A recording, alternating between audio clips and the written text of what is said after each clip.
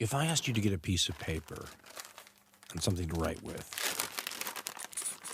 and to make a numerical list of all the things that you would be willing to die for, how long is your list? Panther 48. Willing to die for. Panther 48. Willing to die for. How long is your list? What is the tribal cell? Panther The 48. tribal cell is what goes above the immediate acquaintances of the social. Willing to die The for. family, the people you know, live next door. You would be willing to die for. Tribal cell. Panther 48. I'm talking about those movies, those yet unheard. Some guest speakers, some community organizers, some activists, and some brothers that been essentially been in the game a long time. And hopefully we're going to get some information from these brothers that's going to help us and you with your organizing. To get your introduction of these brothers, well, this brother has been on before a couple of times, so we have a good, very good brother of mine. Matter of fact, I'm gonna let him introduce himself, brother Rob Lilly. Can you tell the people, give the people a quick synopsis of who you are and what you're about and what you're dedicated to? Yeah, peace and blessings, and thank you for the wonderful welcome. My name is Robert Lilly, but I prefer Brother Rob, and I want to just say that for the purpose of this show, I work for a nonprofit organization here in Austin, Texas, and the central focus of my work is organizing for change in my community, but I target the issues that come out of the prison industry complex. So things that connect to the phenomenon of mass incarceration in our society. But there are many ways in which you can approach that issue and how it impacts our community. But again, the main thrust and drive of the work we're doing is designed to resist the way in which our communities have been negatively misshapen by criminal justice policy. All right. Thank you, brother. Thank you very much. Also, we have as a special guest today, the brother that would essentially be leading the talk. We have the brother Ron Chisom. Brother Ron Chisom is an author. He wrote a book called Undoing Racism. Also a longtime civil rights activist and community organizer who's also involved in fighting for justice and equality for marginalized communities in the United States. He is a co-founder of the People's Institute for Survival and Beyond, and the brother developed the organization for the purpose of helping himself and others become more effective in organizing in a humanistic way. Brother Ron Chisom, can you please say peace and power to the people? Yeah, peace, power, and very pleased to be a part of this discussion. And also want to welcome my executive director, Dr. Kimberly Richards, who just joined us, and her and I will be sharing some thoughts together. We also have another special guest coming from the same organization, the People's Institute for Survival and Beyond, a co-worker, comrade, and friend with Brother Ron Chisom. We have Dr. Kimberly Richards in with us. The sisters is the executive director of the organization. She received her PhD from the University of Pennsylvania in policy and evaluation. I'll let the sister speak to you and give you a quick and brief introduction herself. How you doing, Sister Kim? Doing well, Brother Psyche. Ron, good to see you, and Brother Rob. It's a pleasure to be here with you. As Ron said, I am with family in New York right now. I apologize for being a little late. The New York regional office was having their meeting. And so we've been supporting local regions in their base building work, in the organizing that they're doing to build and strengthen the base. And that was the focus of their call today. So that's what had me be a little late today, but it's always a pleasure to meet family, to meet folks who are in community, working to make a difference, working to be clear about the forces that divide us and what we can do to be much more united. So whatever we can do to support your efforts for unification, for restoring and celebrating love of each other and our humanity, we're all for. So you may have some background sounds because my family, the children are here, but I'll stay on mute and contribute when it's important. Okay, thank you very much, Dr. Kim. So we're gonna go on and get the rolling. Anyway, and I'll start off with a few questions, and y'all feel free to talk. This is a community chat. So if you feel need to talk, to communicate, we don't want to run over each other. So raise your hand and we'll point you out and bring you in. But let's have an off the cuff chat. Anyway, for our special guest, I would like to ask first, Brother Ron and Dr. Kim, can you tell us what inspired you to develop the People's Institute and what is the purpose of the organization? Well, thank you all. And again, organization is called the People's Institute for Survival and Beyond. And I've been in New Orleans all of my life for about 83 years or so doing community work. When I first started doing this work in New Orleans, have y'all been in New Orleans before? Any of y'all been to New Orleans? Visited. Yeah, if you Yes. come down, we welcome you to come back and visit. We want to show you some of the communities that sometimes get overlooked. But there's a particular community called Treme, Treme. It's right next to the French Quarters, one of the oldest Black neighborhoods in the United States. Some of the greatest musicians like Louis Armstrong and Wynton Marsalis and Second Line and the Neville Brothers, and comes from that particular neighborhood. Well, I was doing organizing, didn't understand what organizing was. I just wanted to make a difference in my community at an early age. And I would organize people.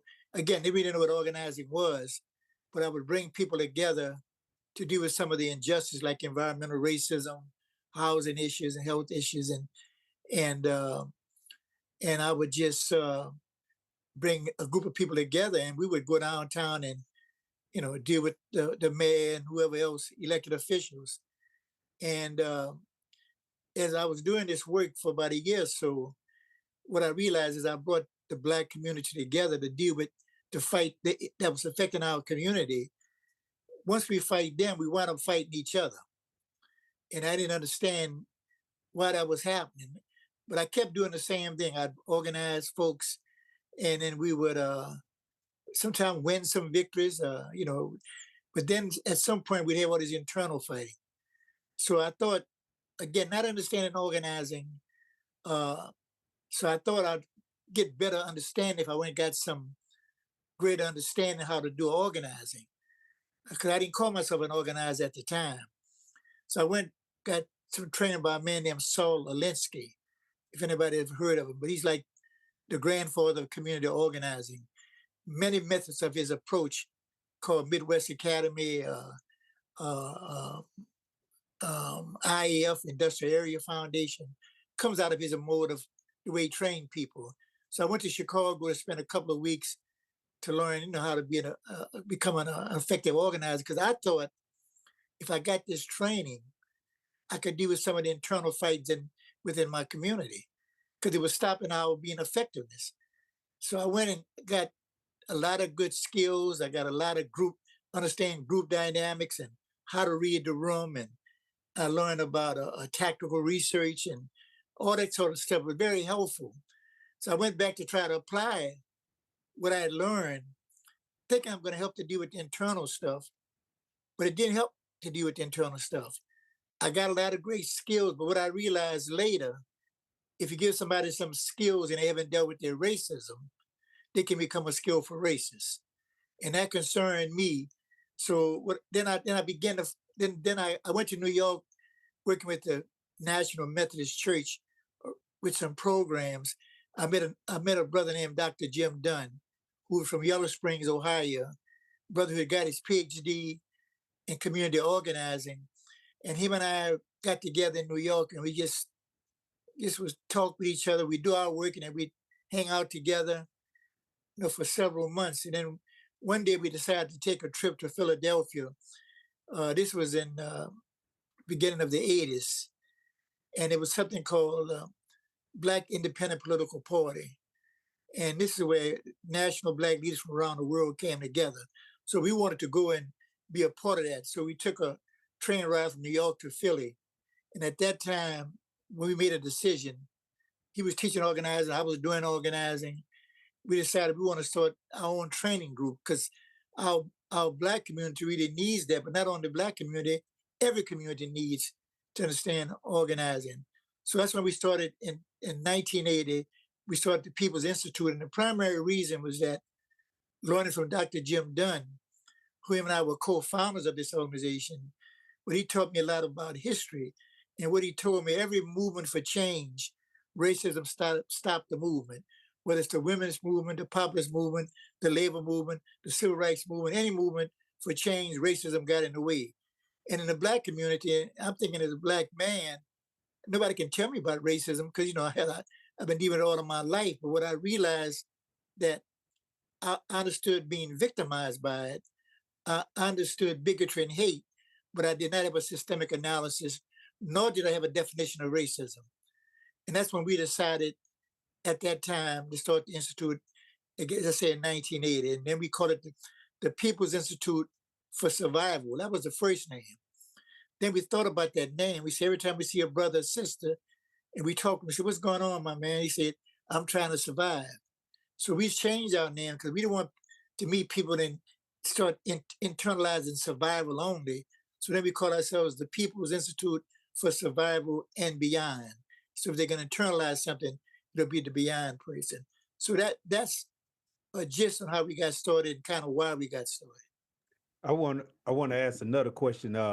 It's something that you said that just stuck in my head. Really, you said that you thought you knew what racism was, or you thought you understood racism. You understood being victimized by it, but you really didn't have a definition for it. You knew what bigotry was. You knew what hatred was, and the average listener is going to hear that and be like, "Well, ain't racism bigotry? Ain't racism prejudice?" Can you give us a breakdown, and the explanation of that? Well, Dr. Kim and I can share with you. That's one of the main reasons we started doing this work, because even doing community work and then training people all over the world. You know, we trained people in South Africa and in England and in Puerto Rico and New York and Harlem and Brooklyn and Manhattan, and you know, what we find that even in the Black community, as much as we talk about racism, we confuse as we want to be. We talk loud, we talk revolutionary, but even all of that sometimes is very confusing. The racism is. We've done it in Black churches. You can be a bigotry with sexism, but we use words interchangeably. And if we believe we're gonna be effective, we got to have a common definition and common language about what we're talking about. And again, we talk loud and we talk deep and talk heavy duty, and you know, and sometimes we can intimidate folks. That don't mean we're clear about what we're talking about, even in the Black community. And you know, we understand being victims of it, you know, but bigotry and hate can come in any kind of oppression. So we need something. And even though we made a lot of progress, all of us over the years, when you look at the data, we still at the bottom. White folks are still at the top, and other groups go up and down the ladder. They're fitting where they can get in at. That's been our experience. And now, Dr. Kim, I know brother asked a question about, you know, to explain that a little bit more. And that's what we do, a 2.5-day workshop. Mm-hmm. That's why we do the workshop. We don't do the workshop just to be training people. We do it because we understand, we don't care what kind of organizing you're doing. We know racism gets in the way. And in our community, and we work in the Black community, the white community, the Latino community, Asian community, any community that's trying to make a difference, we work in. So yeah, that's what I was saying, brother. Say. So Dr. Kim, you want to add anything to that? Well, I would just add, thank you, Regina. I would just add that, you know, Ron is the co-founder, and a number of us we're organizing in our respective communities. And Ron, I don't know if you mentioned as a part of your history, you know, and Tyrone lifted it up the other day that Ron was involved in a number of public housing developments with the Black Panther Party and the Free Breakfast Program back in the 60s. So we have both worked in neighborhood organizations, in communities, working to make a difference. My organizing started with my mother, who was doing organizing with men coming out of prison, but she was working to make sure that brothers who were coming out of incarceration had a home plan that would be accepted. She wasn't a social worker. She wasn't a minister. She was just a Black woman in the neighborhood working to make a difference. And she also was organizing to make sure that women coming out of incarceration and coming out of drug rehab had a place to be stabilized. And so Ron and I met, you know, the organizing that he had done in Mississippi was connected to organizing that my mother and many others have done in the Black community, because anything that we have gotten because of organizing. And so what the Institute did for me was give me a clarity around the difference between activism, mobilizing, advocacy, and anti-racist organizing. Because what it did, what Ron's work and what my mother's work, thank you, son, what my mother's work was guided by a set of principles and what it means to understand, one, how we've been racialized and what that racialization process does to dehumanize us.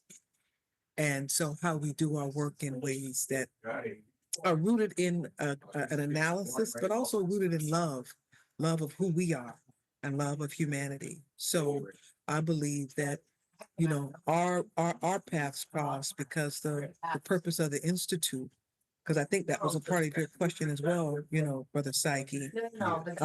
You know, the purpose of the Institute is really to support those of us in community that want to make a difference. That Ron and Jim had a vision that if they could shore up, if they could support the development of 1,000 anti-racist organizers, you know, people who bring folks together for an intended purpose, and that purpose being to shift power. That has an aspect of mobilizing, it has an aspect of advocacy, it has an aspect of activism, but it is rooted in the long-term, protracted struggle of bringing people together for an intended purpose to shift power and using the issue to strengthen people's clarity and awareness and not just being caught up in the issue. And so how we use the issue to develop leadership, to develop relationships, to build trust, to get clear on an analysis. And so the organization developed to shore us up as organizers and to make sure that all people, but particularly we as Black people, are clear about race, racism, and the way that racism has used us to maintain its chokehold on us in community. I don't know if Ron, if there's more you want to add around, you know, why the organization was founded, but I know I got involved with the organization back. It was founded in 1980. I got involved in around 88, 89, just as the co-founder was passing away. I'm a former classroom teacher. I've organized with a lot of parents. I've organized on a lot of neighborhood levels. Most of my organizing has been in community and in schools and with parents. Is where I found, and done some international work as well as a part of working with the prisoners welfare scheme in London, England, and working with some international folks in that city. Now, one of our, go ahead, Brother Wall.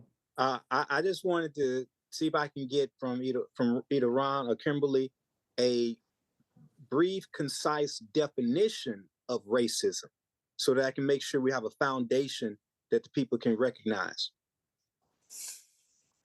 Well, normally we don't put it out there, but we amongst each other, because when you got other folks listening to something like this, a lot of people will take what they hear and run with it and won't have no understanding, no basis at all. They've heard it down there, right? They might even try to come up with a book on it, because some people have taken our stuff and developed their own training apparatus. But we're not concerned about that, because that's been happening for, we got something for people to steal. So that's not the big issue for us.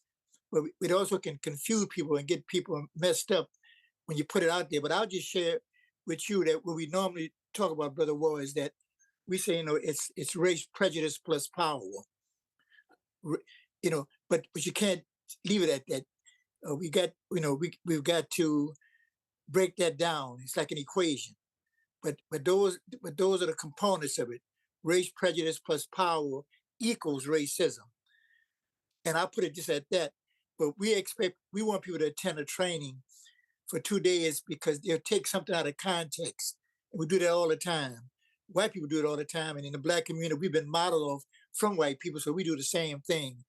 We hate to think we've been influenced by white people, but we all have been influenced. And they ain't got to be in a room. They can have us doing stuff. And we say it's a Black thing, but really it's a white thing, because because the way they run their agenda. But anyway, I hope that's a little bit of what I'll say about the definition. And if just what you all. And Ron, if I could just add really quickly, to underscore, Brother Ward, what our conversation about racism does is not only give a definition, but it helps us look at how we have been socialized and conditioned to think about race and racism. So that's why the name of the workshop is Understanding and Undoing Racism, to both understand its history, how it's been socialized and organized, and to also begin the process of undoing what it has done to all of humanity, bar none, including us. And so that's why we don't like to take it out of context, because it really is a process. As Ron said, it is a process that got us messed up because of the things that we have experienced in our mother's womb and what they experienced in their mother's womb in a multi-generational way. So the conversation is one that really opens us up to experiences that we have had and things that we know, but it gives us a framework and a language to talk about a lived experience that we may not have had the language, but we have definitely the experience because we've lived it. Brother Rob, you had your hand up. You wanted to speak on that? Yeah, so first of all, what an honor and a privilege it is to be in this equation. Of course, I haven't had the pleasure of meeting Brother Ward and Brother E in person yet, but through you, I know the regard that you have for them. And then I have seen some old pictures of you brothers, some pictures y'all going back to when y'all were youngsters out there in the Dallas area, man. So I just want to just salute you for the hard work that you put in for such a long time in trying to raise up our community, educate them. And I can understand your desire to get clarity, but I want to just give you my perspective on this, and just again, just be thankful for being in this space with you, Dr. Ron, Dr. Kim, Brother Ron, and you, Psych, and the two of you brothers. So I've taken the workshop about 5 times now, and right now I'm holding. This is the last version of the workshop, and the book is completely filled. I mean, every page is the 3 days that I wrote down notes. The first time I took the workshop, I went through the experience because I was trying to understand like what was happening to me in the society. I was looking to heal from white supremacy. That was a thing that I had devised in my mind that was needed. It just came to me, man. I know that I'm suffering because of racism and how it's affected my life. And I knew on some intuitive level that healing was necessary, but I didn't know where do you go to get healing? Where do you go to heal from the injuries that white supremacy causes in our society against our persons and in our minds? So eventually I came across, and it's a long story, but I won't go into it all. I kind of happened across the literature that was connected to the People's Institute for Survival and Beyond in Abilene, Texas. I was working as a janitor in one of the Child Protective Services buildings, and they were preparing for a workshop in Abilene, and they had printed up all these materials, and it had the name of the institute on it, and it had a reading list. And so it was a reading list, a suggested reading list that the Institute had encouraged people to read. And I looked at some of the books, and these were books that we were reading behind the prison walls. So I said, wow, okay, I always wondered who would I come home out of prison? Because in prison, y'all know we've studied certain kind of material. Yeah. And when I was incarcerated, I didn't know who I would belong, who I would most fit in with outside of prison. Because I'm reading things that the average person in my community had never really accessed. And so when I saw this reading list, I knew I needed to go and meet whoever these people were that were going to teach this information. So I got in. I wasn't able to get into the workshop there, but when I moved to Austin, I met a young lady named Charlotte Caples, and she introduced me to Angelica Benton Molina. And on the city level, they were offering this workshop to all of us on the local level. And I'm gonna just kind of land a plane with this thought. It took me about 2 times, maybe 3 times going to the workshop to really hear that they had said it the first time. I didn't catch it because I really didn't understand what organizing was. I knew I wanted to be an organizer, but my mind wasn't thinking like an organizer. So they were telling us all along in this workshop, we're not here just to intellectualize about racism, but we're here to talk about how it negatively affects our community. It fractures our own integrity as persons. Like I internalize racism that shows up in my relationships with others, and those white folk that I deal with, they have an internalized superiority that I'm reacting to, and I didn't understand none of this, man. And it reminded me of what Neely Fuller said in one of his books. I won't be able to recite the full name of the book, but I think it's the Color Code Compensatory something. It's a very long and technical name for the book. But he said that if we don't understand white supremacy, everything will confuse us. And here was a place. So I read that book in prison, and I was around a lot of brothers with a lot of different analysis. You got the book right there. Yeah, yeah. So I was around a lot of brothers.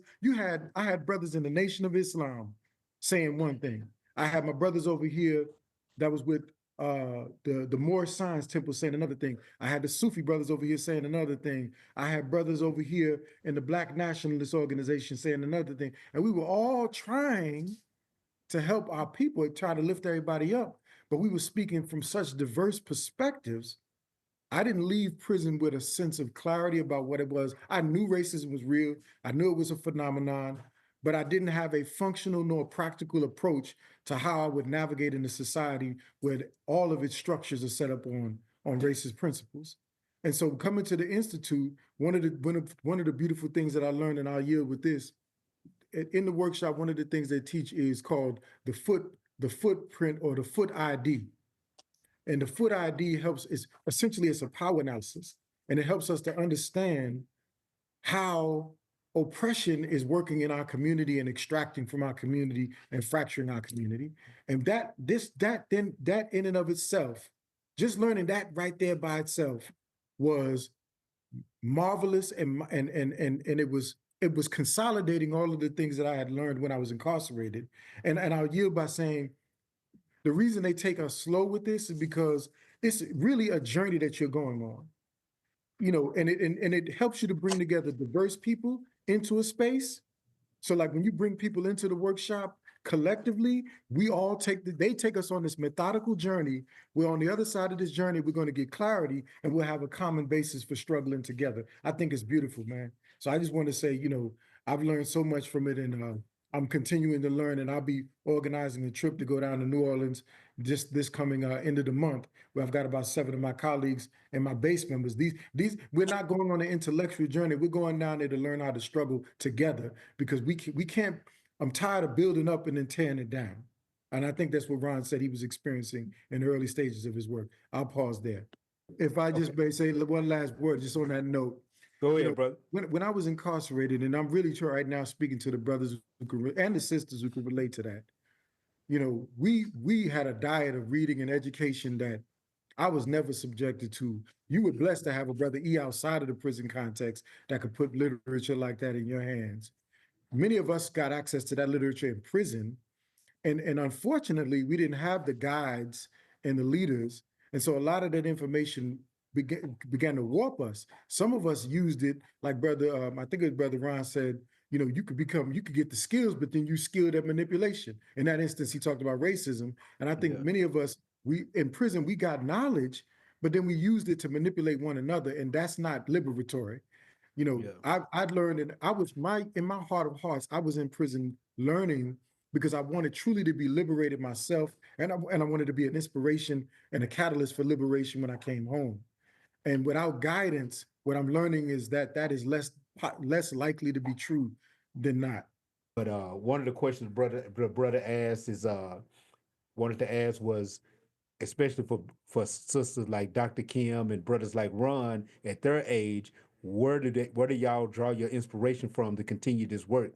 With you being in this work for so long, and I know that you didn't have pitfalls, I know that you didn't have victories. What inspires you to keep going? Well, I think for me, it's a very important question. Like I said, I'm 83, and I could be older, but I know I'm 83. And I just celebrated last month 60 years of marriage, and I tell you, man, as I was doing this work, I was doing it, but I didn't understand it. And I'm not saying I'm totally clear now because I'm always learning. I thought that my organizing was doing something for people, but what I realized it was doing something for me. And a lot of organizers in my mind are not clear why they're doing organizing or they're doing disorganizing in the name of organizing. Second is that, and this was learning every through this whole process, you keep learning, but you got to be open. And what I learned is that I'm not doing something for people. I'm in partnership with people. The Undoing Racism, when you come to the workshop, it's going to make you examine how you've been operating. Because some of us, we so involved, you can be, be really busy. Sometimes busy is an excuse for not being effective. So we stay busy. We talk deep, profound language. So, and I kept learning this all every step of the way. And what I realized at some point, an organizer has to have hope. I didn't realize it initially. I just thought you go do something for people. But organizers bring hope to people and to myself. So I had to put that a part of my work. Now I realized it was a long, protracted struggle. It's going to be for life. I'm 80-some years old. I'm still organizing. Then what I realized that how do I know if I'm effective in doing this work? I never knew it because I thought you got effective when somebody gave you a damn grant. But hell, if people gave me the grant, they're confused as hell too. So what I realized, and I started thinking about that. How do I'm doing this work, but because a good organizer is also a good manipulator. And I played games out there. I used to tell people I'm developing leadership.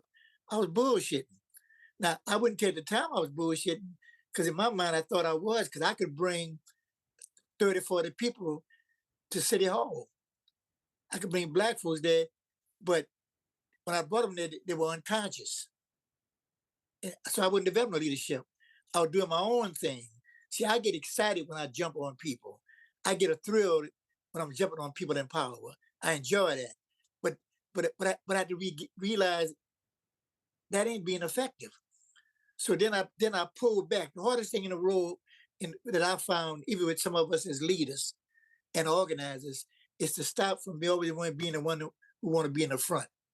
So it took me a long time to step back and to work with my people because I was manipulating. I was talking about leadership development. And then the other thing was happening to me. So it's not a one thing, it's a bunch of things happen. I know for me, that Kim can give your own thoughts on it. So once I realized, when I started pulling back and quit being the one always doing all the talking and all the hell raising, I got to get my community to raise hell. No, but then I didn't understand that what racism does, racism creates a need. That's number one. And then you develop programs to help people with their need. Also, what racism does, it creates an injustice. So what we do, we get out in the street and we demonstrate to do with the injustice. All these things are important. The third thing, which I didn't understand about racism, it creates a pathology or sickness. See, we've been sick a long time. We've never been treated for it. And sometimes we use the community to get our therapy, but which is not all bad. And so I had to examine all of that sort of stuff because what I realized, the issues that we work on in our community, environmental racism, slum landlords, all these kinds of things, I used to respond to the issue where the issue was using me. I wasn't using the issue. So this was another part of my development. I had to use the issue for developing people. See, because the system knows how to, when we look like things are slow, they know how to get us excited, make us get all, crisis oriented. But what I realized, I don't care what issue it is, you got to use the issues to develop people. And we call it the internal dynamics of leadership development. One of the most beautiful processes that becomes your human indicator that you're doing something effective. Otherwise, it's a lot of talking. We got to talk where people can grow from it. So when I began, and then when leadership was developed through my work, some of the leadership that I developed turned on me. I said, God damn, so So I kept going through all kind of processes. I said, should I develop leadership if they're going to turn on me to myself? Then I realized what I didn't understand another principle. See, leadership is a principle, but I didn't add the other principle with it was accountability. See, and then when I realized that when you develop leadership, you got to make sure they understand accountability. And when I started developing leadership, and I understood what accountability was, what it meant was that when I get up there and the leaders that I developed could now they understand accountability at some level because it's an ongoing process. If I'm doing something wrong, they can call me on my shit. They can call me on it. You see, a lot of times when they develop leadership, they still have to be a leader and they'll start doing their thing, but you cannot develop leadership without accountability. So what it's given me, I'm saying, it's going to take a long time, brother. It's a process. I'm on a journey, and I won't be clear till I'm gone. But one thing that also brings me hope that I know when I transition, whatever I've been teaching over the years, and I transition out of here, everything will not collapse because we develop what we call an interdependent model. Most people have a dependency model where we love one leader. When that one leader died, all the shit collapsed. So I know when I die, the work gonna get carried on because I meet people in the street all over the country now, and they walk up to me and say, "Brother Chisom, I just went to some kind of program called Undoing Racism. Man, you ought to go check it out." So when they tell me that, I know what I'm going to work on carry it out. In addition to that, knowing Dr. Kim is the executive director, because I know that we're good for another 40 years because her being in the role. So, Brother War, I just said to you, I can tell you a lot of things, but when I see people grow it and then they start questioning me, they got an attitude. I said, I thought that's what you wanted to do, Brother Chiz. I said, yeah, but I didn't know they're going to go that deep. Hell, I didn't develop you. Now you're questioning me. But that's true accountability right now. And when we leave and all the good work we've done, so I call those human indicators, that's become human indicator. And I see people conscious being raised. People talk about conscious raising all the time. So I've seen it right now. So the issues that I work on, I don't let the issue use me. If I got a massive demonstration and I don't develop leadership in that process, then that mass demonstration only became an event. Answers a lot, Ron, just around, what keeps you going. And I'll just very simply say, three things keep me going. Ron has already lifted one up, and that's the hope. The second is my family. You met my children, my grandchildren, those who come after me. And third, those who came before me. When I think about, my mother and my ancestors, those who came before me and what they did and the belief and the faith and the commitment to Afrofuturism, even if you will. The fact that my grandmother sold her breast milk and sold eggs so that our family could own land in Mississippi so she could get my mother off the plantation that she was born on. That gives me hope. Brother War, I think Brother War told me that he had actually, did you tell me that you took one of their seminars before when I first told you that we were bringing them in? Yeah, I did. I had to think back and I was like, wait a minute. This is why I heard the term racism and prejudice plus power. So that, yeah, I remembered that. And that's why that stuck with me throughout my organizing. So yeah, it was powerful.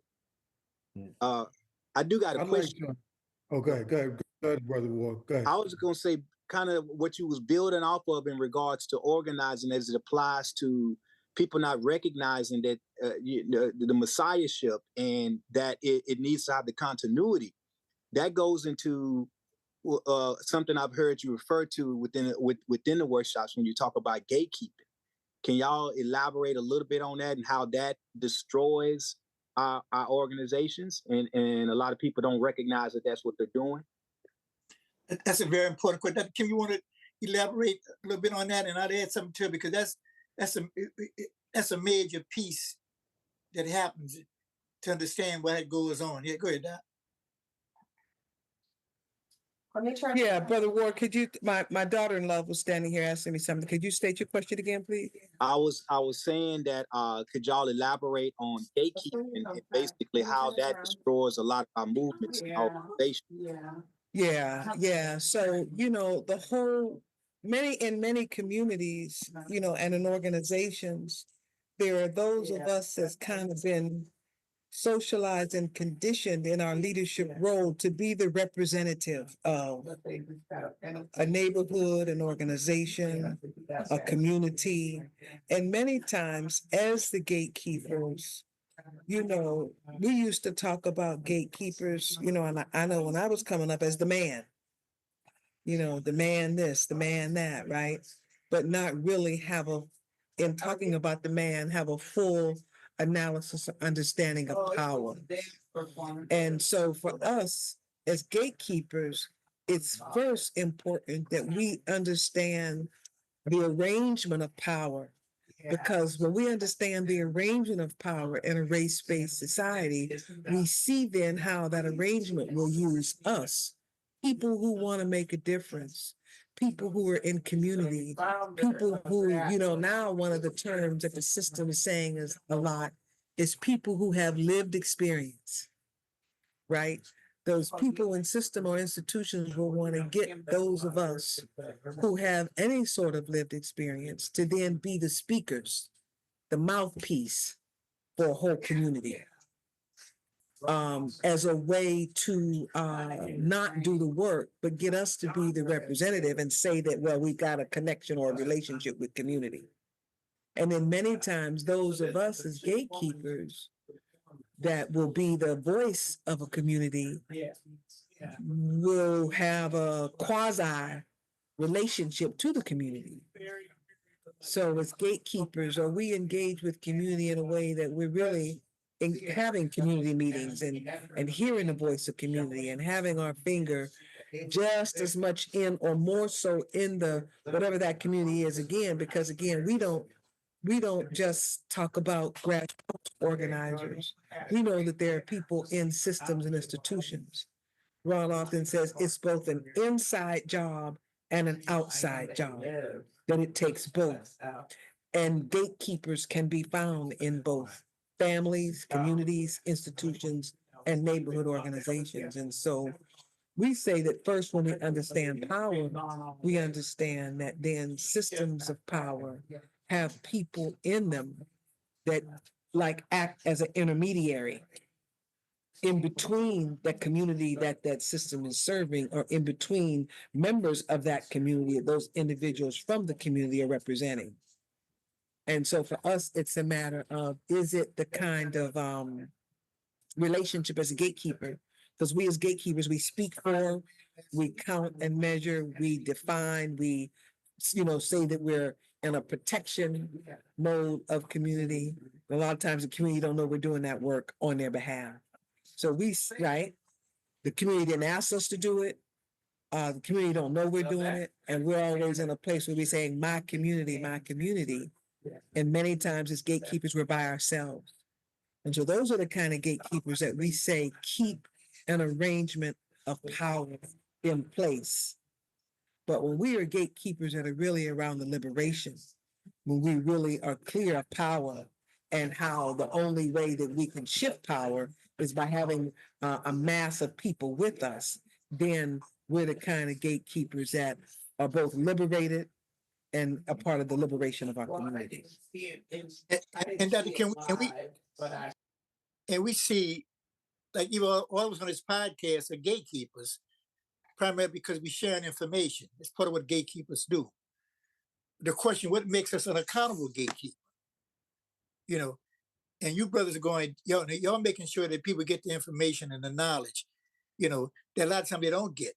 That makes you an accountable gatekeeper.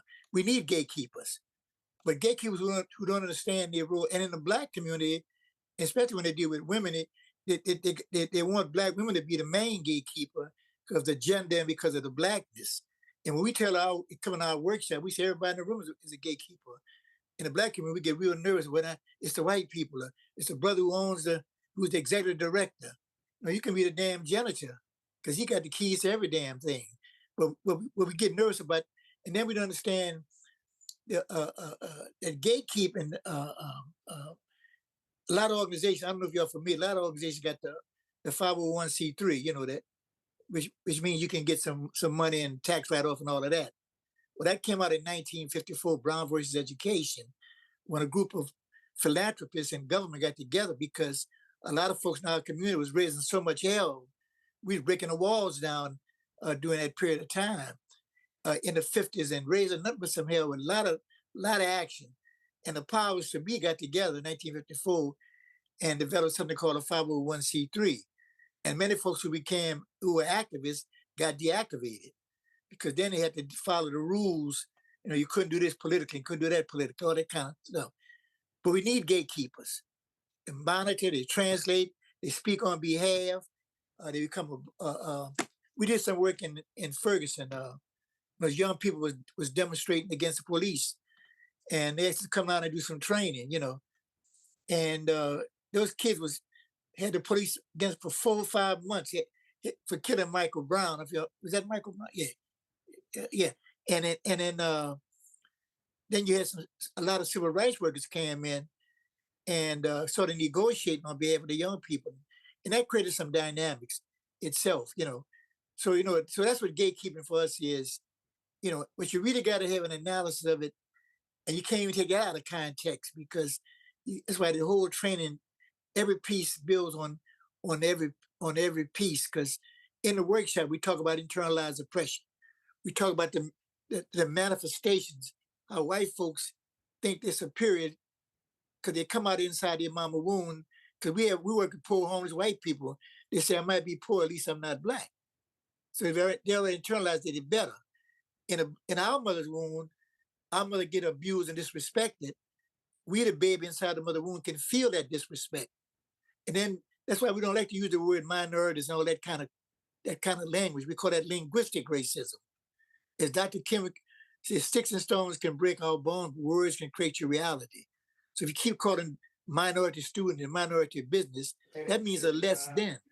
That means a less than. And we begin to internalize that dynamics. So we got to be careful when we spread up this language. Think we're playing game with funders and all that sort of stuff. So I know, brother Raul, do you want to add something? You know? So I just wanted. Yeah, Brother Syke, were you about to add something else? Or Now you on I'm mute? just gonna tell you to go ahead. Yeah. Okay. All right. So what I was going to just simply say, and really it's already been said, I'm going to talk about my own experience. So I didn't have the language gatekeeper, right, before I took the workshop. I knew the word, but I didn't have the perspective as it related to my role as an organizer.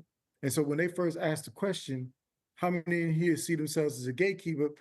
I did like this.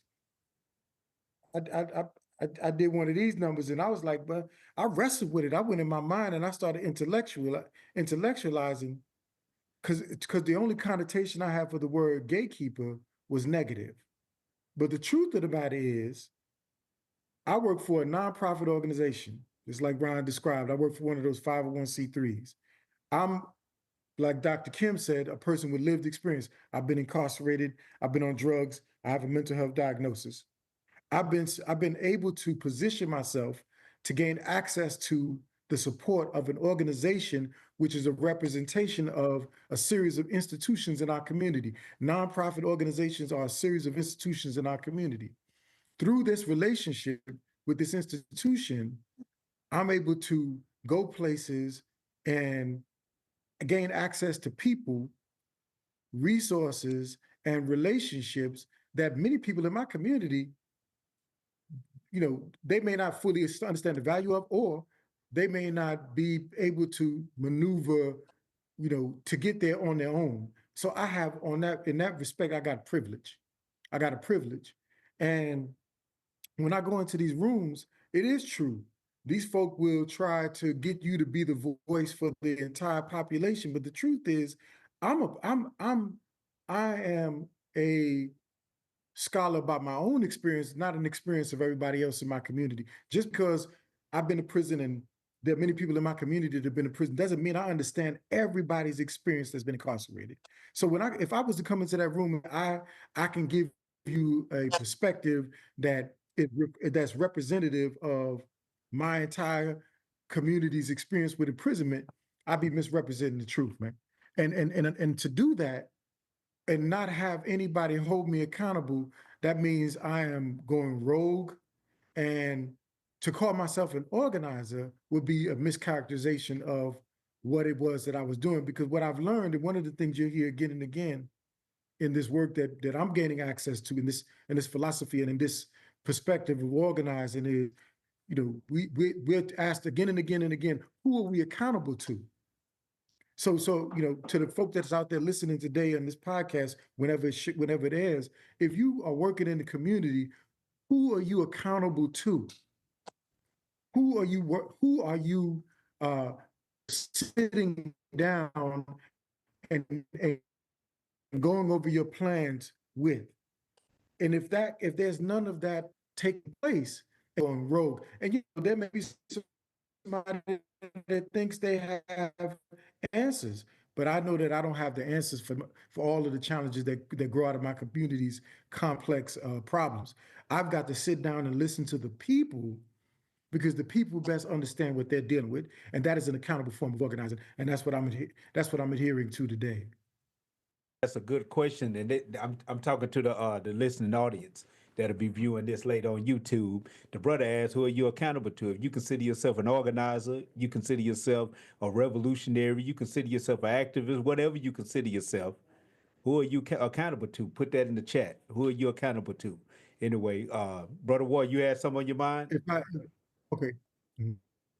Oh, I was just gonna ask that y'all break down a little bit more in regards to the fact that their traditional organizing does not include the three components that y'all referenced before, which is skills, tools, and humanity. Can you kind of dive a little bit into the aspect of humanity and why that component is not often talked about in our communities? Well, one brother was that we don't understand racism, and that's an ongoing process. It's not like you get one lesson on that. Just generally, all of us, we teach this, we don't really totally understand it.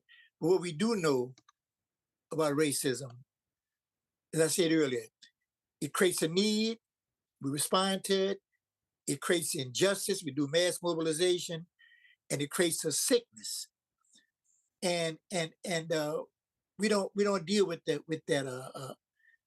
the sickness part of it.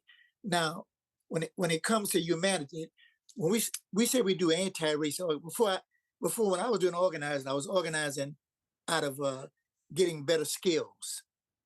Now you need skills to do your work. Let's make that really, really clear. You need skills. But if you organize with skills and you're trying to deal with systemic change, the system that you're trying to change will use your organizing skills better than we can use them, and will only fortify the oppression that we're under right now. It's that because systems are made up of structures, institutions, and it's like building a house, and so we say we do anti-racist organizing, which we organize in our organization with principles. And with the principles are, we say, one, you got to understand racism. That's ongoing. No one lesson to give it at. You got to understand history. A lot of folks are organizing without understanding history. You got to understand networking, but you got to build a net that works. You got to understand culture. These are principles that will guide your work. Not only that, racism takes away your humanity. We look like human beings, but over the years we've been dehumanized. That's why we disrespect each other so much.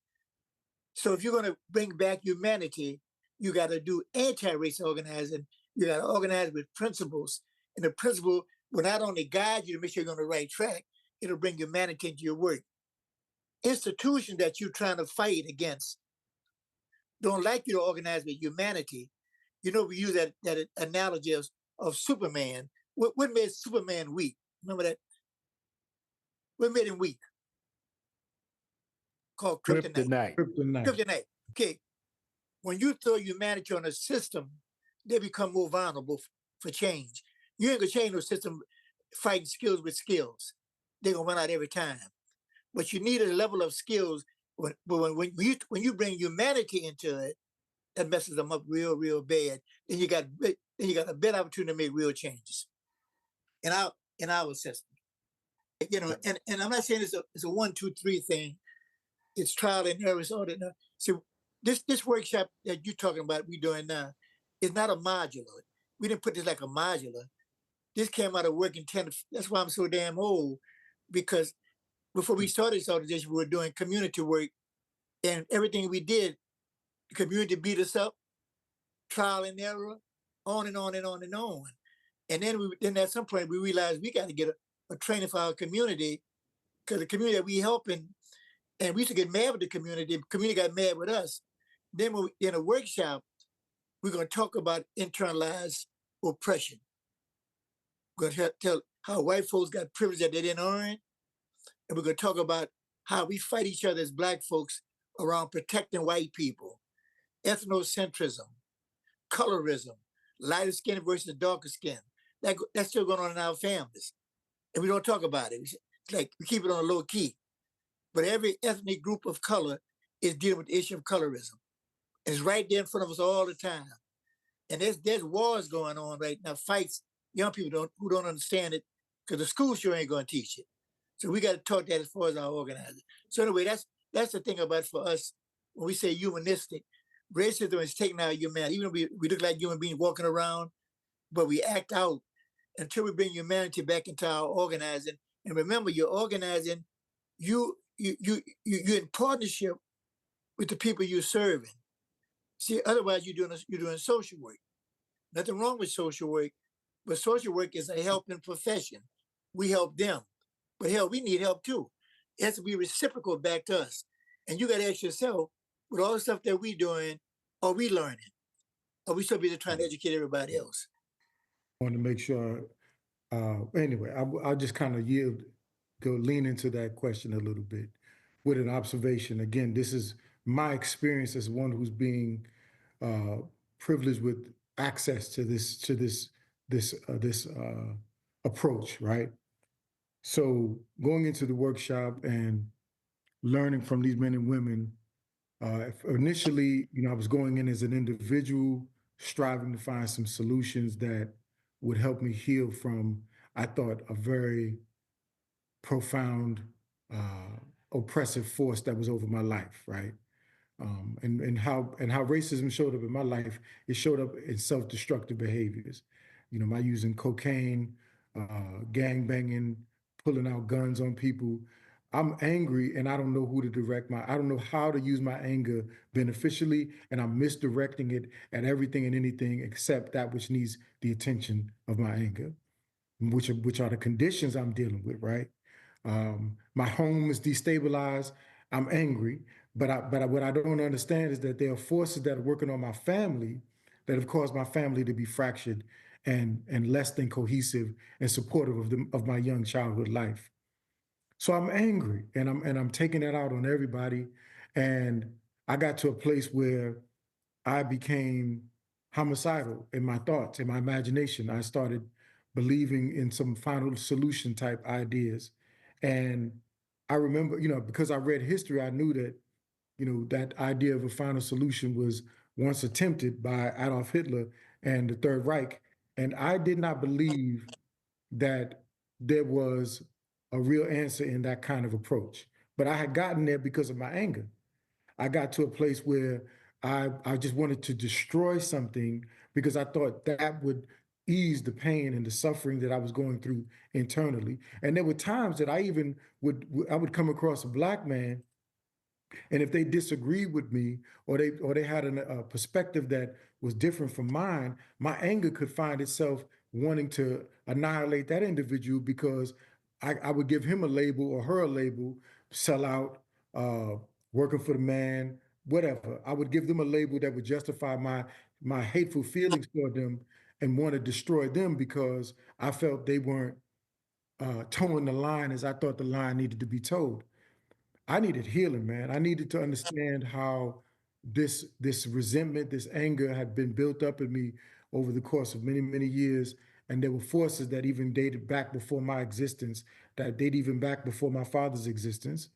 So when I went into this workshop, I looked around the room. I'm talking about the one I experienced here in Austin, Texas, and there's been 5 of them so far. The way it's set up here is somebody is working on the inside of organizations, usually governmental organization. Here's a government organization, and they are allies with the people, and they have access to the resources, and they are able to facilitate opportunities for people in these organizations to come and get this information. Sometimes people do it reluctantly, but sometimes they do it with enthusiasm. And then community members are coming to this space as well.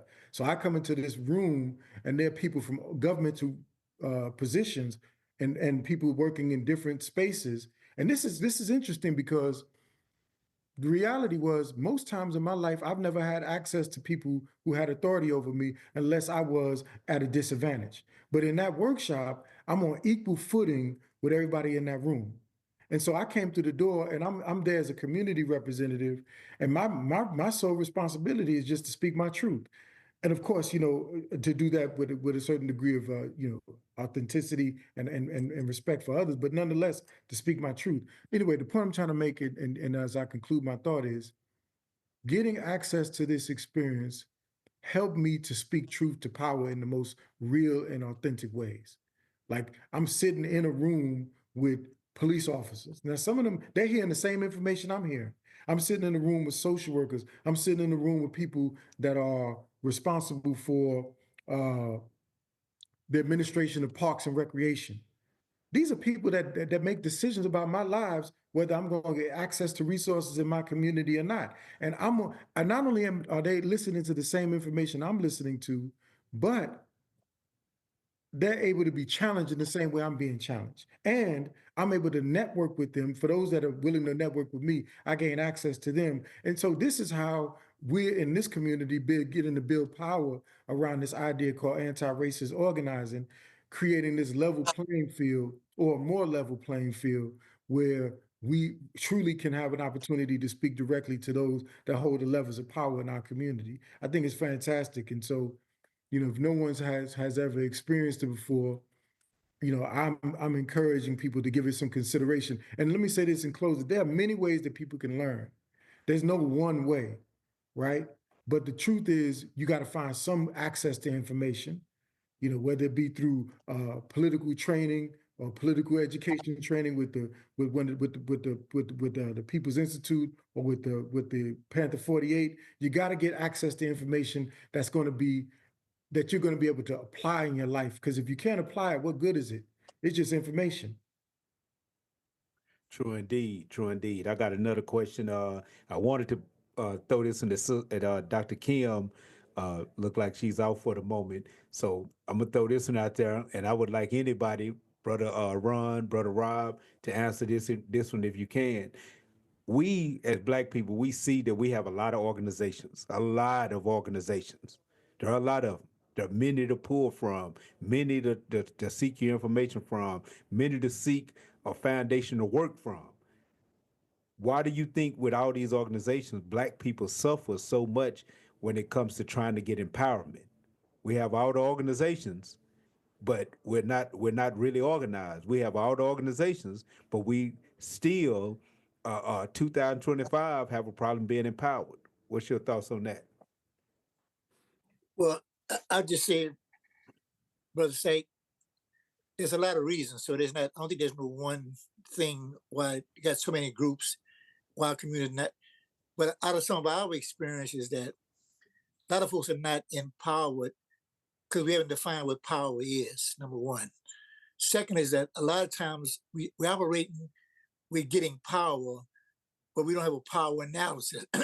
We're operating out of a needs analysis, a victim analysis, a do-good analysis, a paternalistic analysis, we got to help them poor Black folks analysis. But most of us think we fighting the power, but we've done enough of these for the last 40 years that people can't even define power. they got, they talking about they can fight the man. They ain't got a man analysis. So a lot of us operate because of people have been victimized. Now, I'm not saying you can't organize like that, but you don't have to have the institute, but you need to have a definition of power. You need to understand how power operates. You got to understand have a systemic analysis. Like we do a lot of work. We do a lot of work in prisons up in Washington State, called Monroe Prison, Stafford Prison. We've been able to help a lot of brothers, and a lot of brothers are out of jail now, and a lot of brothers started their own workshops inside the prison. So, and when we went into the prison, the brothers talking about they understand the system. I said, how do you understand the system and you're locked down? You need to quit talking. You need to get a better understanding what these systems are about. That you can do, because you know how to get an easy bond or some other stuff. Then you understand the system. It ain't that easy. So I think that's one part of it. The other part is that in these organizations, these nonprofits and a community-based organization, it ain't nothing but they operate out of program mentality. And they're running a program giving people services, but you got to help people with their services and with their sickness because they've been affected. Not only they don't have no food or no house, they don't have understand internalized oppression. The other part of that, a lot of these programs, all they're doing is programming people, because a lot of people who run the programs sick too. They just have to get a grant, and the one who fund them was sick as well. We work with a lot. Most of these funders are white, understand, and they don't want to talk about racism. So there's a lot of reasons why but it can be built. The community can be built, but you got to engage the community. A lot of folks want to help the community, want to do outreach work long distance because they're afraid to go in the community. That's crazy. We've got to be in the community. We got to show them how to do this work. We got to show them how to do the podcasts, and all this kind of. I got to show them how to do this training. We got 100 trainers right now, and it's intergenerational. We got young people, Black, white, Latino, Native ministers. We got folks at from South Africa, from all over the country, and they go through the ranks, right now. So we got involved people, but a lot of us who in some kind of little quasi power don't want to give up nothing, because but it can be shared. So to me, there's a lot of reason why you got so many organizations, because there's grant money. Like everybody now is getting grants to deal with equity. How you gonna deal with equity? You haven't studied the process of inequity. But that's where the grant money is given now. Before it was diversity. Now that the pattern word is equity. But you actually just like even racism. They don't want. We've been here for 40 some years. When we first started, we starved to death because nobody wanted to talk about undoing racism in the late 70s or 80s. And they even asked me, Brother Sykes, said, Brother Chisom, look, we know you ain't got no money. Because people had no money, these foundations, they want me to talk about undoing racism. They said, talk about diversity, and we get you some grant money. Well, hell, broke as we was, I thought about, I had to think about that long, bro. But there's integrity in your name. There's integrity in name. So we never changed the name. Now people have taken our name and use it and misuse and everything else like they invented it.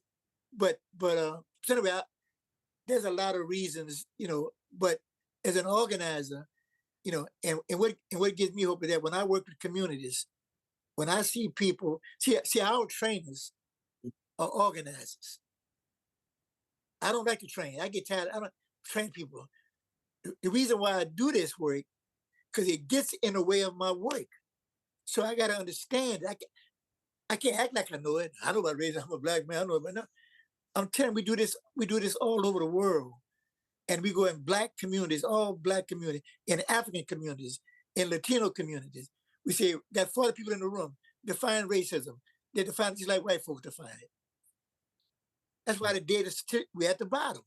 We talk heavy duty rhetoric, but we got, it don't have to be our definition, but everybody on your team need to have the same one. And it can't, if you're going to talk about liberation, to me, you got to, the reason why we got to liberation because of racism. So we talk liberation, people doing liberation work, got to understand racism, because that's what put, I know in the black community, it messed white folks up too. They just get a privilege. They don't know that they could be in school right now, what's going on in this country, in their best interest. But because the hate is so deep, they're going to follow this cat wherever he goes at, off the cliff. But he's going to do it to them too. There's no question about it. He's doing it to them now. True indeed. True indeed. Brother Rob, I got one for you real quick, because it's a thought, being that you've been to prison and that you got introduced to conscious studies in prison. You start studying the books, the readings, and it woke up that spirit in you that made you want to get active in the community. We, as you know, that we've seen a lot of brothers that come into that awakening. But as you also know, we've seen a lot of brothers that walk out of prison and they forget their awakening. They fall back to sleep, you know. So the question I'm asking, where I'm going with this is, what do you think that will keep those brothers when they walk out of prison? What do you think make them pick up that knowledge while they're in prison? And what do you think will keep them on the path when they walk out of prison? Because we 9 out of 10, we have more that fall off from the knowledge than we have that stay on. What is your opinion on that? And what has kept you strong in your efforts to stay on the knowledge and keep building? Yeah, that's an excellent question. I really appreciate that, Si. When I went to prison, I was young. And, one of the first thoughts that came to my mind, and this kind of ties into your earlier question, and I'm going to answer this question, but I'll just say this in passing. My dad was born in 1924. I want to say that again. He was born in 1924. And all the history that he lived through, he didn't give me enough. Now, he probably didn't know how to give it to me. But I would believe that the first line of education should be my father or my mother. Unfortunately, I missed that. I didn't get that. When I went to prison, I went to my first series of incarcerations was in the late 80s to early 90s. And what I learned when I went to prison, after beginning to get access to some literature around me, a whole generation of us had basically been wiped out with the COINTELPRO. Leaders had been killed. Some of them had been driven overseas. Some of them had been incarcerated for decades on end. And these were rightfully the people that I should have been learning from. I should have been at their feet learning from them. They were the ones that would have been the OGs, right? Who had the original ideas behind a lot of our street organizations, but they were killed off. Some of them embraced the revolutionary ideology, and then they were killed off or they were incarcerated. So here it was, I'm in prison, and it was some of those very incarcerated leaders like Mutulu Shakur, his literature was circulating around the prison system. And I remember coming across this hand-typed manifesto. I didn't know who it was. I just saw the name on it. And I started reading it, and I'm reading all this information. I'm like, this is interesting stuff. And not even knowing, I'm reading the writings of a political prisoner who fought, for justice and humanity for my people. So I was inspired, man, because I was able to put this picture together that helped me to connect my current dilemma to our historical, path. I wanted to know what happened to us. And because I began to make some sense of what was happening to me, mind you, it was a decades long process. And as Ron has already indicated, at 83, I'm 54. I'm every day I'm learning. There's a saying that I like to use. It says, "I am the sum total of my knowledge and experience." Man, I'm continuing to learn, man. The biggest room, I got a lot of rooms in my house, and the biggest room is the room for improvement.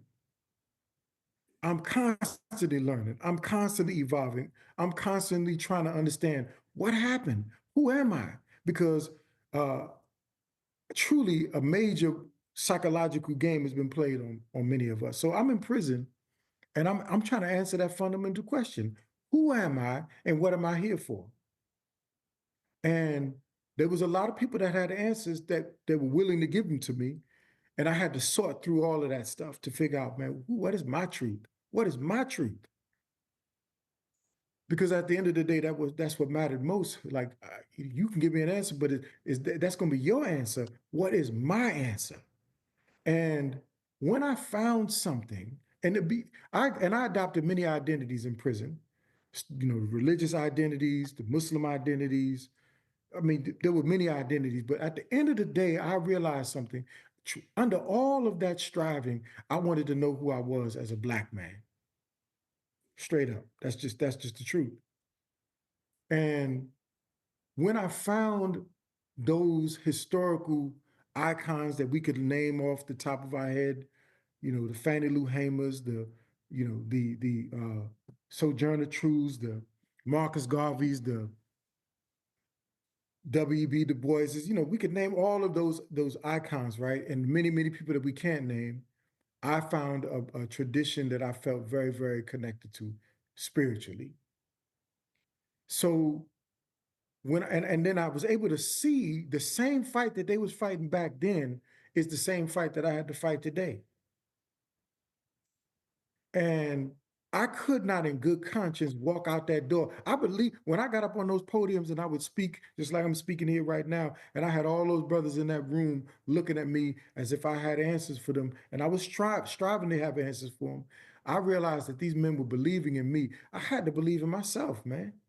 I had to really believe that there was something in me worth fighting for and saving.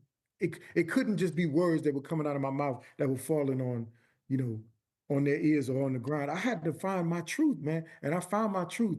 And my truth is, man, that, to be quite honest with you, if I could just put it just the way I would put it to anybody, man, all my life, man, I just wanted to be loved, man. I wanted to be loved and I wanted to have value in this world, man. And the way I was going about doing it wasn't helping me. So what sustained me and what I think would help sustain others is we gotta reach back inside those prison walls, man. We gotta go back in there and we gotta truly show those men, man, that we're here for them and we're ready to receive them on this other side. And I say this in closing, I tell this to a lot of brothers. You ask Brother Amir, he'll tell you I say it all the time. People don't care how much you know until they know how much you care. And if we don't lead, you asked about that humanity piece a little while earlier, Brother War. That's that humanity piece for me, man. I'm in this room with Brother Dr. Kim and Brother Ron. These brothers and sisters, their name is popping. They have great establishment in this world. But yet here it was, this little brother come along. I latched on to them. They could have just blew me off and be like, oh, this is just another groupie. They said, nah, we're gonna grab this little brother and we're gonna make sure we root him in what we're doing because we want this thing to have life and to continue on. I think that's the way that we sustain this legacy in the lives of those people that exit the system. They got to get plugged into somebody that they draw from. And I'll yield with this. I remember watching one of the revolutionary political tapes, and it was with Kwame Ture, formerly known as Stokely Carmichael. He told the people, get organized, organized, organized. That's what he would say. Again, they organize, organize, organize. And he said, join an organization. So yeah, it could be 1,000. I came home, one of the first places I went was to the NAACP. I had an experience. I saw what I saw. I experienced what I experienced. It wasn't necessarily for me. I kept moving around until I could find something that felt as good as what I was able to find on the inside of that prison when I found true brotherhood and true unity and true dedication and true loyalty, which is what I found in those men at the Wallace unit. I said all that, and I'm gonna open this question up to Dr. Kim. What jewels can you drop on us, or advice can you give us to try to close those generational gaps? Because that's one of the things that we find ourselves running into. And thank you, Brother Psyche, and thank you for the opportunity to be on your podcast today. The whole generational gap is something that we have taken on from white people. In terms of Black people, we've never really had. There were always multi-generational activities in the Black community, be it a celebration, a party, a funeral, some organizing.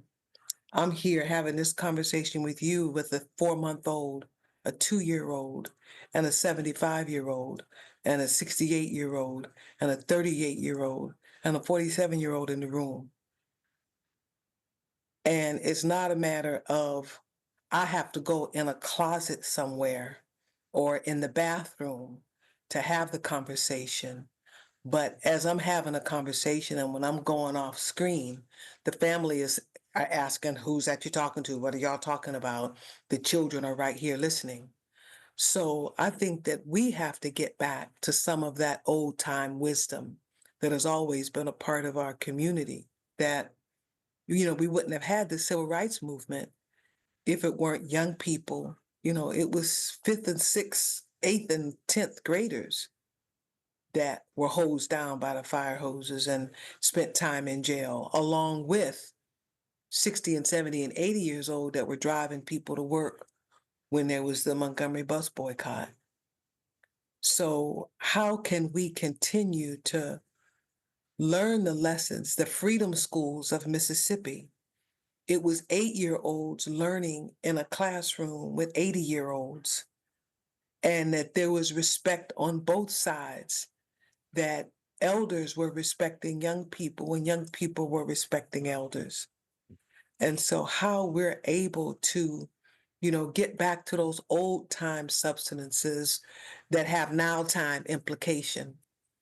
And so creating opportunities for all of us to learn together, creating opportunities that we can hear from our young people, because there are things that young people can share with us that we can learn from, and there are things that we can teach them. So, it's about really loving the community, loving each other, that we can love our young people, we can give our young people opportunity to love up on us, and that we can realize as people who may have seen some things that we may have some things to share, but there's also opportunities for us to learn as well.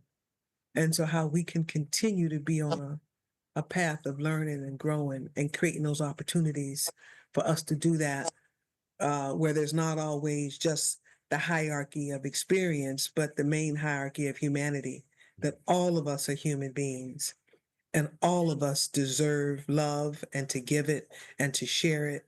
And all of us should be on a continual journey to grow and to keep learning. True indeed. I appreciate you, sister. I appreciate Brother Ron. I appreciate you for giving us the time of coming on. I appreciate Dr. Kim for giving us the time coming on, and I appreciate Brother Rob for coming on once again. Anybody want to close out? Anybody got anything that they want to say before we get out of here? I just want to mention something, Brother Sykes, that y'all familiar with the brothers called the Angola Three? Yes. Yeah. Yeah. Well, I have an opportunity to work with them, and one of the brothers who's still living right now is King Wilkerson, and he did 29 years in solitaire. The other brother was named Woodfolk. He did 40 years, and the other was named Harmon Wallace. Well, both of them have passed, transition.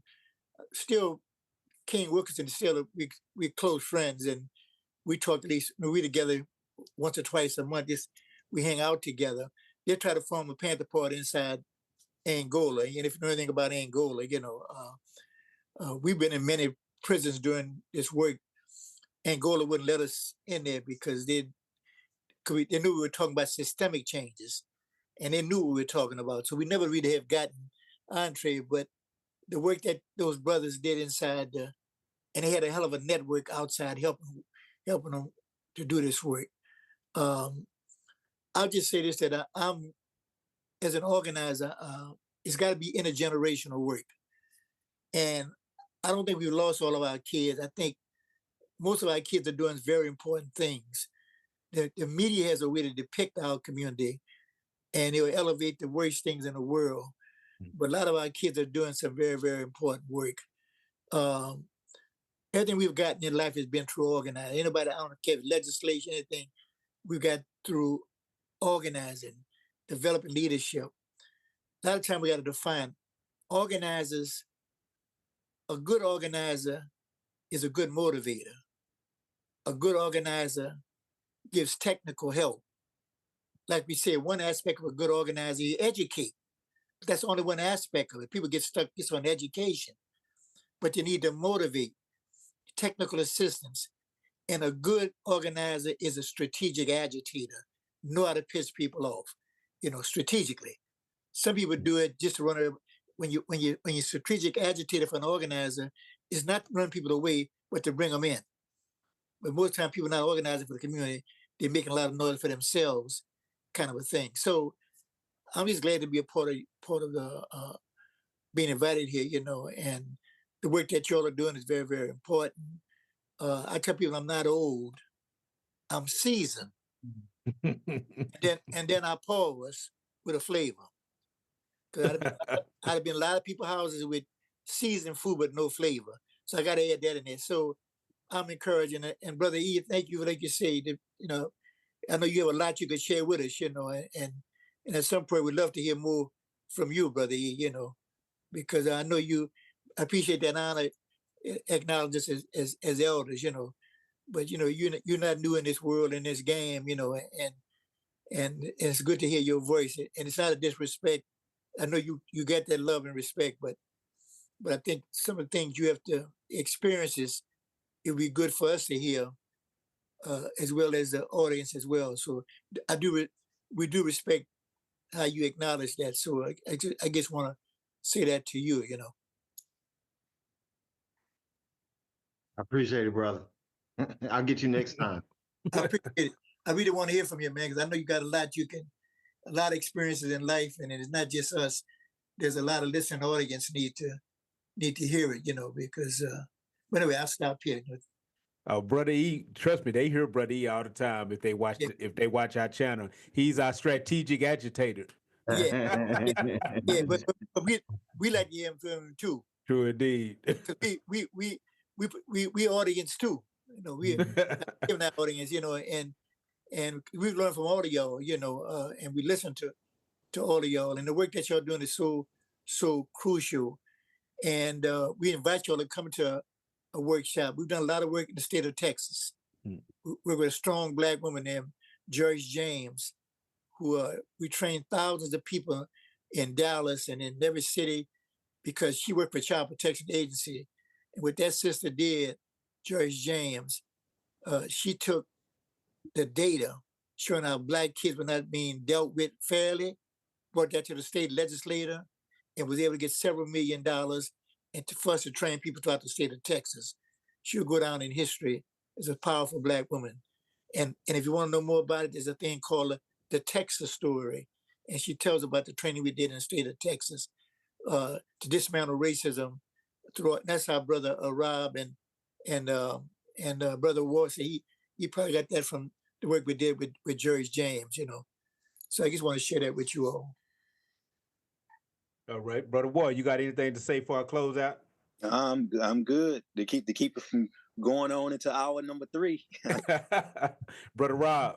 Yeah, I just want to quickly say, man, I want to encourage folk to look at a film called Since I've Been Down. It's a documentary directed by a sister named Gilda Shepherd, and starring, or at least centering on the life of a young man named Kamonte Carter, and a number of other folk, and also Mary Flowers. She's centered in that video, in that documentary, a person that's dear to my heart.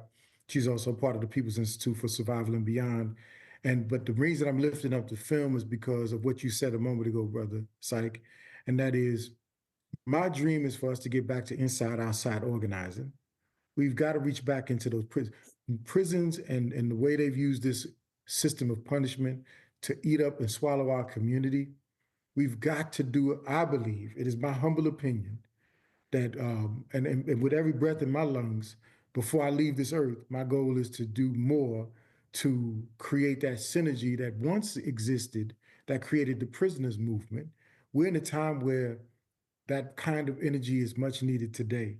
And so I'm lifting up that film because it highlights how the drug policies, the war on drugs in the 1990s devastated this particular community, how young men and women were just thrown away like they were trash, and what that community's done to fight back, and how the People's Institute for Survival and Beyond was critical to the development of an organization called the Black Prisoners Caucus.